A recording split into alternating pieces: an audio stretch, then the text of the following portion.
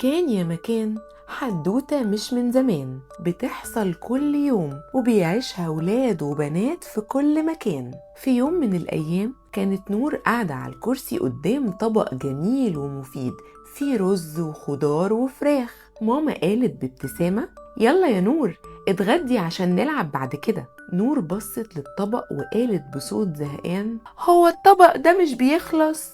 ماما قالت: هو مش كبير خالص يا نور، بس لازم تكمليه كله. وطبعا نور ما بتكملوش زي كل يوم، مرة تقول مش جعانة، ومرة تقول مش عاجبني، ومرة تفضل تلعب بالموبايل لحد ما الأكل يبرد وتقول خلاص شبعت. ماما كانت بتحاول بكل الطرق تأكلها، يوم تشغل لها كرتون وهي بتاكل، ويوم تمسك المعلقة وتغني لها، ويوم تسيبها تاكل لوحدها، بس ولا طريقة كانت بتنفع. وماما ما كانتش دايما صبورة، ساعات كانت تزن عليها زيادة، وساعات تزهق وتسيبها، وساعات تيتا تتدخل عشان تحل المشكلة وتفضل ساعتين تأكل نور، وفي الآخر يخلص نص الطبق بس.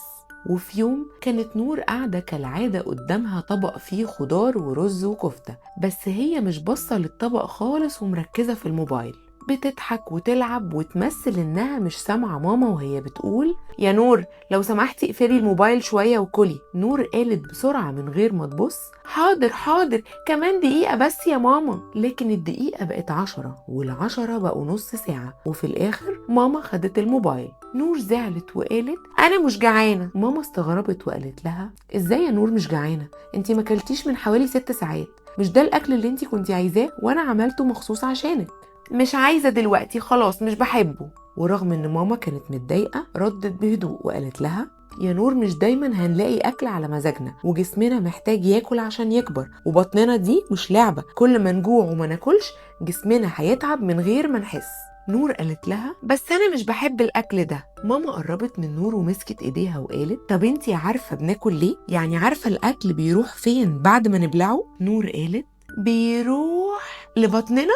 صح يا نور، بس بعد كده بيبدأ المغامرة الحقيقية. وبدأت ماما ترسم بإيديها كأنها بتحكي قصة: كل معلقة خضار بتدخل جسمك بتروح لعضلاتك عشان تبقي بطلة وتقول لهم يلا يا عضلات اكبروا. كمان الفراخ واللحمة بيروحوا لعقلك يخلوكي شاطرة في التفكير، ويروحوا لقلبك عشان ما تتعبيش بسرعة. والفاكهة كمان بتروح لبشرتك وشعرك وتخليكي منورة وجميلة. نور ضحكت وقالت: يعني لما اكل موزة شعري هيبقى طويل زيك؟ ماما قالت لها: هيبقى قوي، وكل ما تاكلي هيطول اكتر، والفيتامينات اللي في الخضار والفاكهة هتخليكي نشيطة وتقدري تجري وتلعبي بدل ما تتعبي بسرعة. نور قالت لها: يعني لما باكل جسمي كله بيتغير؟ بالظبط، جسمك بيشتغل زي المصنع، والمكونات اللي بيشتغل بيها المصنع هي الأكل اللي بتخليه يشتغل أحسن وأسرع. نور بعد ما سمعت كلام ماما فكرت: هي مش بتحب الأكل ولا مكسلة تاكل وزهقانة منه؟ وفي نفس الليلة أول ما دخلت نور سريرها وغمضت عينيها ونامت، لقت نفسها في مطبخ مش شبه أي مطبخ شافته قبل كده. كل حاجة فيه كانت بتطير، أطباق مليانة أكل بيلفوا حواليها، مكرونة بتغني، جزر بيعمل تمرينات، وتفاح بيلمع زي الكرات السحرية. وواحد من الأطباق الطايرة قرب منها وقال لها: يا نور جسمك مستنينا وإحنا مش عارفين نوصله. نور قالت له: توصلوا لمين؟ الطبق قال لها: للعضلات والعينين والشعر، كلنا عندنا مهمة، بس من غيرك مش هنعرف نبدأ.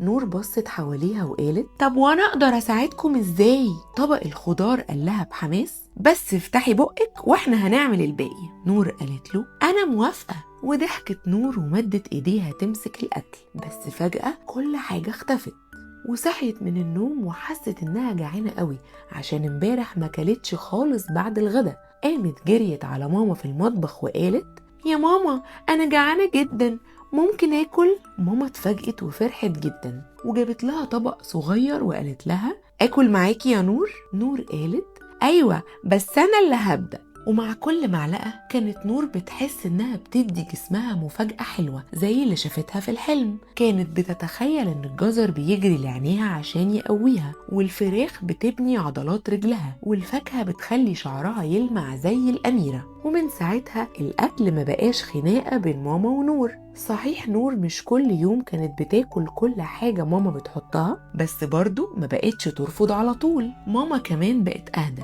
ما بقتش تزن عليها بنفس الطريقة، واتفقوا إن نور تختار الأكل اللي بتحبه مرتين في الأسبوع، بس باقي الأيام تاكل الأكل اللي ماما بتعمله واللي باباها وأخوها بيختاروه. ولما نور تقول مش عايزة آكل، ماما تقول لها تعالي نفكر الأكلة دي هتروح فين النهاردة، ويضحكوا سوا لما نور تقول البطاطس دي شكلها رايحة لوداني، والخيارة دي رايحة لقلبي. ومن يومها الطبق بقى بيخلص، مش عشان الأكل اتغير، لكن عشان نور اتغيرت وبقت عارفة إن كل لقمة ومعلقة ليها مشوار مهم جوه جسمها الصغير عشان يكبر ويقوى. وخلص الكلام. استنوني وهستناكم في حكايات كتير قدام.